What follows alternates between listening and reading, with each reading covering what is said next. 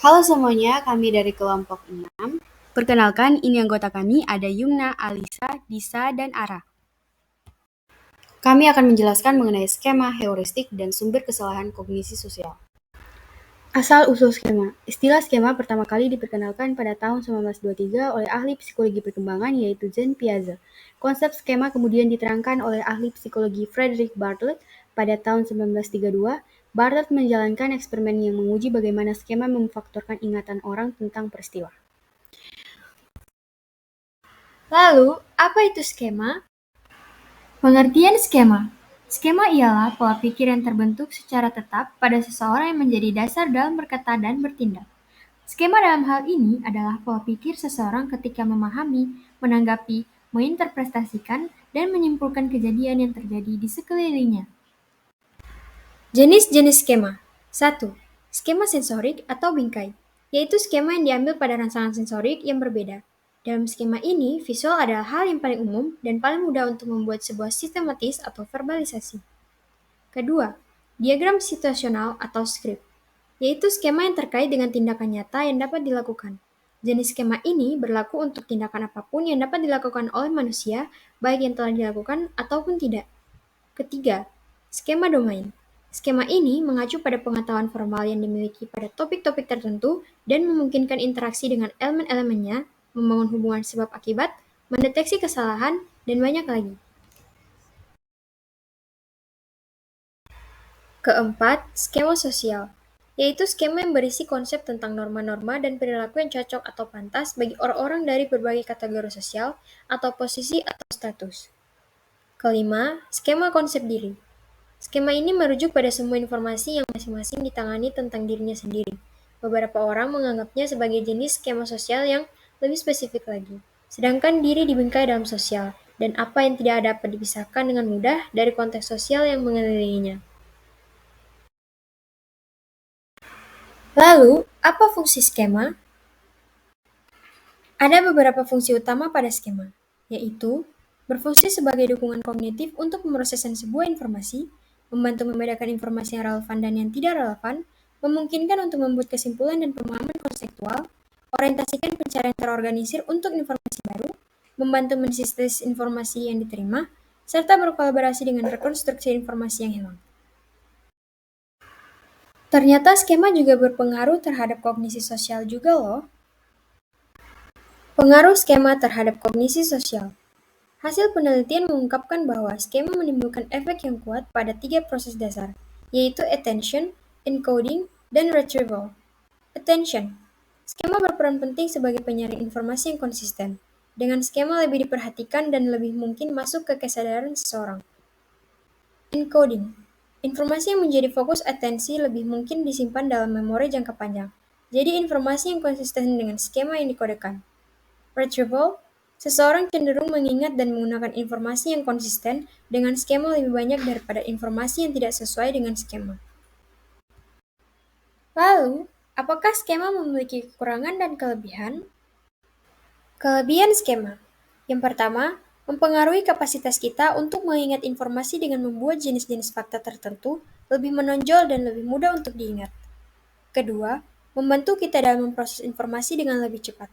Ketiga, membimbing kita dalam membuat penyimpulan dan penilaian tentang orang dan objek.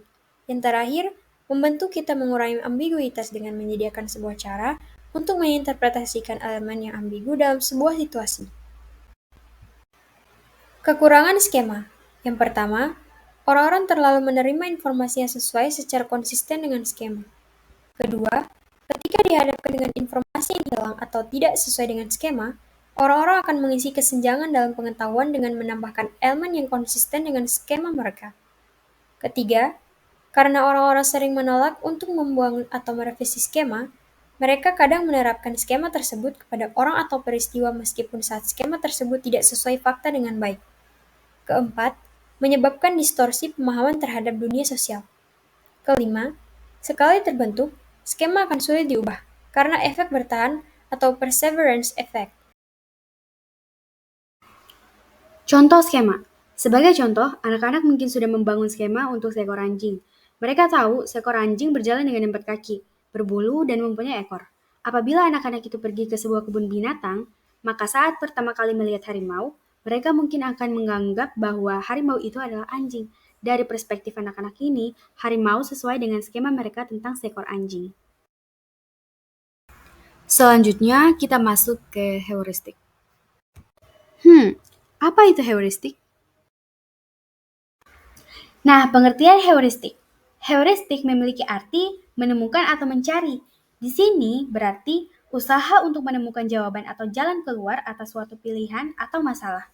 Heuristik adalah sebuah metode atau teknik yang digunakan untuk menyelesaikan masalah atau membuat keputusan dengan cara yang lebih cepat dan efisien daripada metode-metode konvensional yang lebih sistematis atau analitis.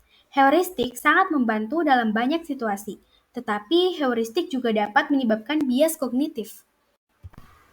Macam-macam heuristik dalam dunia psikologi. Pertama, heuristik keterwakilan atau representative heuristik. Heuristik keterwakilan adalah sebuah strategi dalam melakukan penilaian berdasarkan tingkat kemiripan suatu stimuli atau peristiwa dengan stimuli, peristiwa atau kategori lainnya yang berhubungan dengan stimuli yang dibandingkan. Contohnya, apabila ada seseorang yang memakai sorban dan baju putih, berbicara santun dan sering pergi ke masjid untuk memberikan ceramah, tanpa berpikir panjang, masyarakat dengan mudah akan berpikir bahwa orang tersebut adalah ustadz atau kiai. Yang kedua, heuristik ketersediaan atau availability heuristik. Heuristik ketersediaan adalah sebuah strategi untuk membuat keputusan berdasarkan kemudahan suatu informasi tertentu muncul dalam pikiran. Contohnya, secara logika, manusia memang cenderung mengambil keputusan berdasarkan informasi yang mudah diingat, karena mereka cenderung berpikir bahwa informasi yang mudah diingat pastilah penting sehingga harus menjadi penentu dalam pengambilan keputusan. Hal ini bisa dilihat dari kecenderungan orang akan membeli suatu produk yang sering mereka lihat dari iklan di televisi. Semakin sering mereka melihat iklan suatu produk, semakin mereka berpikir bahwa produk tersebut pastilah bagus dan pilihan terbaik. Lalu, apa alasan mengapa kita mengandalkan heuristik? Alasan menggunakan heuristik. Berikut adalah beberapa teori berbeda dari psikolog tentang mengapa kita mengandalkan heuristik. Yang pertama, substitusi atribut. Orang-orang mengganti pertanyaan yang lebih sederhana tetapi terkait dengan pertanyaan yang lebih kompleks dan sulit. Kedua, pengurangan upaya. Orang memanfaatkan heuristik sebagai jenis kemalasan kognitif untuk mengurangi upaya mental yang diperlukan untuk membuat pilihan dan keputusan. Ketiga, cepat dan hemat. Orang menggunakan heuristik karena mereka bisa cepat dan benar dalam konteks tertentu.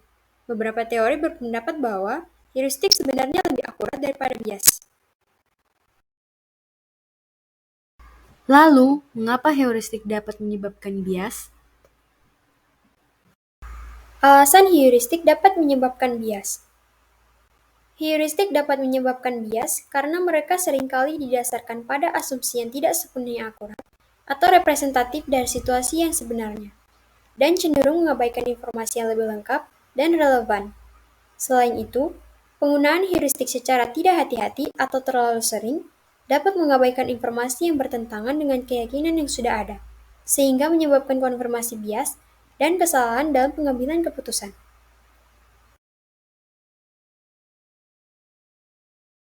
Selanjutnya kita masuk ke kesalahan dalam kognisi sosial. Sumber-sumber yang berpotensi menimbulkan kesalahan dalam kognisi sosial. Bias negatif. Bias negatif lebih fokus dan sensitif pada informasi-informasi dan stimulus yang negatif daripada positif. Penyebab pertamanya, perspektif evolusi, yaitu informasi negatif di lingkungan yang mungkin mengancam keselamatan atau kesejahteraan. Yang kedua, kognisi sosial dan neurologi, yaitu kecenderungan kuat untuk menunjukkan peningkatan sensitivitas terhadap informasi negatif. Contohnya, mahasiswa berprestasi mendapat pujian dari orang tua, seluruh dosen, dan teman-temannya. Hanya satu orang teman yang mencela prestasinya. Maka satu celaan itulah yang akan ia ingat terus. Dampaknya, memicu depresi dan mempengaruhi seseorang dalam pengambilan keputusan. Cara mengatasinya adalah dengan meminimalisir pemikiran negatif hingga melahirkan pola pikir baru yang lebih sehat bagi psikologis kita dan atau memanfaatkan dan meresponnya dengan baik dan semestinya. Bias optimistik atau predisposisi untuk mengharapkan sesuatu berjalan dengan baik. Contohnya, ketika berkendara dengan motor, seseorang tidak menggunakan helm. dan menganggap bahwa ia tidak akan mengalami kecelakaan. Dampaknya yaitu mengabaikan suatu pertimbangan, artinya keputusan tidak dibuat dengan optimal. Lalu cara mengatasinya dengan cara membuka diri dari perspektif baru. Hal baru tidak harus diterima mentah-mentah, namun dapat menjadi pertimbangan yang mungkin mampu menambal kekurangan dalam keputusan.